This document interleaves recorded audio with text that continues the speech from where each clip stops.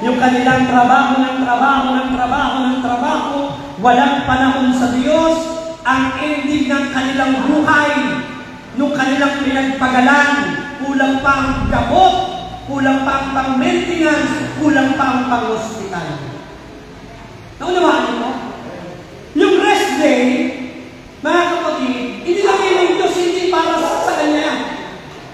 Hello? Ulitin ko po. Yung oras, yung rest day ng Panginoon, ginawang batas ng Diyos para sa tao, hindi para sa Kanya. Para kanino? Para sa atin. Dahil tayo may kailangan sa Diyos. Pero ang Diyos walang kailangan sa atin. Tayo kay Maria na. Amen? No, iwanan natin si Martha, baka hindi tayo matapos. Ayan. Now, ano ba yung ginawa ni Maria? Na pinili niya yung isang kailangan na kapatid ko kay Kristo na lalong mabuti at ito'y hindi na aalisin sa Kanya. Amen? Ano ba ito? Bakit hanggang ngayon ipinagmamalaki ng Panginoon yung ginawa ni Maria? Amen po? No? 4 na letter S. 4 na letter S. Now, Mary choose the better part. Formula niya, 4 na letter S. Amen? Na yung pinili ni Maria. Anong ginawa ni Maria? Isa-isay natin. Yung unang letter S, sabi doon, she sat down at the feet of Jesus. Amen. Siya ay umupo. Umupo. Yun yung unang S. Pares ninyo ngayon. Umupo. May nakatayo. Umupo na rin. Ay, di ba? Si Maria, mga kapatid, yung kanyang pag-upo, makinig ha, yung kanyang pag-upo, una, pagbibigay niya ng panahon kay Jesus. Amen? Palakpakan natin ang Panginoon. Tama naman, di ba? Kasi bakit? Bumisita. Sino bumisita? Si Jesus. Naranasan niyo ba bumisita walang umarap sa inyo? Lahat abala? Ay, maghintay ka lang dyan, ha? Babalikan kita. Dahil na wala kang bumabalik, nakalimutan ka na, na sobrang abala. Buti ko nag-iwan ng maraming merienda. 2 biscuit lang minsan, piraso pa. Buti pa yung hansel, 3. Di ba? Yes, kapag may bumisita sa'yo, normal na kapag ibibigay mo yung panahon mo, kasi meron siyang sadya.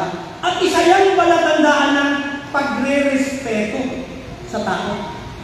Amen? At yung ginawa ni Maria, mga kapatid ko kay Kristo, yung kanyang pag-upo, binigay niya ang kanyang panahon para ma-fellowship niya o maka-fellowship niya ang ating Panginoon. Mahalaga yung makausap ng Panginoon, mahalaga yung may oras ka sa Kanya. At ang hilig po natin ngayon, sa panahon ngayon, maraming mga tao walang panahon sa Diyos. Hello? Yung 24/7, hindi 7-11 na, 24/7, 24 a day, 7 days a week.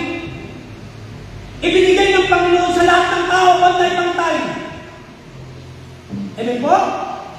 Alam mo ba na may batas na nilikha ang Diyos mula pa noon sa 10 utos? Ipangirin ang araw ng Sabat. Makipag-fellowship ka sa atin.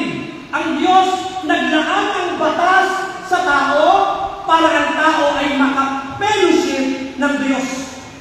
Amen po?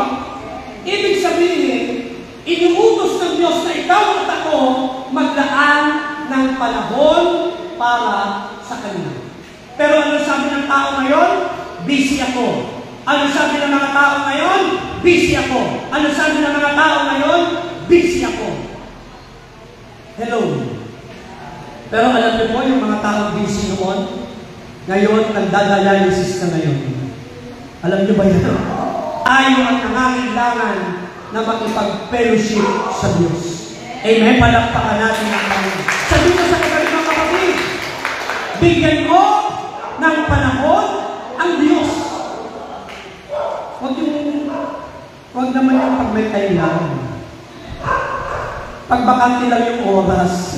Pag free time ako. Pag wala akong basketball. Pag wala akong klase. Kapatid, mayroong nakalaang oras para sa iyo at sa Diyos. Alam mo yan. Po.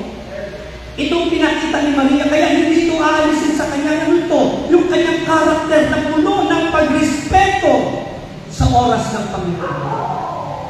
Po. Yun yung unang S.